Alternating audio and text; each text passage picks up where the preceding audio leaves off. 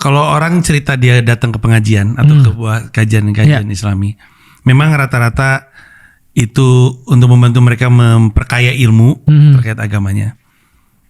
Tapi kalau dari cerita yang saya dapat, saya baru ngerti bahwa untuk beberapa orang hadir ke acara-acara itu to make sense of their own qada sama qadar. Benar. Dan kebanyakan itu.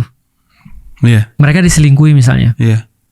Lalu kemudian datang ke Ustadz, gak apa-apa, Allah sayang sama kamu misalnya. Di satu titik, aku akan bilang itu juga. Tapi di titik lain aku bilang gini, kamu belajar gak dari situ sesuatu? Ada gak yang masih bisa kamu kontrol di situ?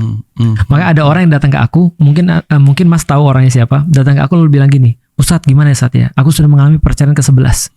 Aku bilang, lu berhasil. Kok berhasil Ustadz? Lu berhasil menemukan formula cara cerai.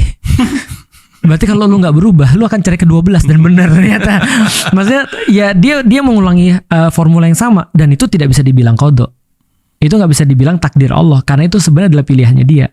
Nah maka mengucapkan sesuatu ini adalah takdir atau ini adalah qada atau ini adalah kadarnya Allah itu memang perlu kebijaksanaan. Makanya doa orang-orang zaman dulu selalu begini, ya Allah berikan aku kekuatan untuk bisa mengubah apa yang bisa aku ubah.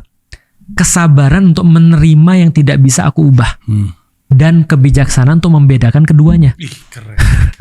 Karena yang banyak terjadi adalah orang nggak bisa beda ini mana nih, ini bisa kita ubah atau ini nggak bisa kita ubah. Itu masalahnya tuh. Nah jadi di dunia ini aku sepakat bahwa pelajarannya adalah membedakan mana takdir atau bukan. Dan itu akan selalu jadi ongoing proses. Pasti.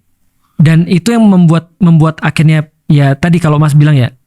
Aku memang tersentil dari dulu dan aku merasa memang semua problem di Indonesia aku yakin itu pasti karena guru-gurunya belum memberikan pemahaman secara sempurna. Jangankan di Indonesia, bahkan mungkin di seluruh dunia tentang pemahaman tentang takdir misalnya.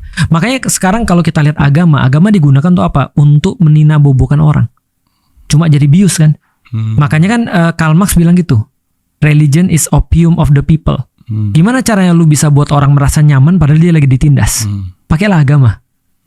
Maka kemudian kita juga kasih tahu pada orang pada saat ini mungkin orang lebih banyak nggak mau dengar apalagi pemerintah nih itu kan ya kita kasih tahu pada mereka tidak ada sabar dalam kezoliman ya. Sabar itu dalam perkara qada takdir tapi tidak ada kesabaran dalam kezoliman. Jadi kalau ada orang dizolimi terus bilang sabar itu artinya dia bodoh. Orang bodoh itu perlu ilmu. Nah ulama itu ngasih ilmu kan ulama orang punya ilmu.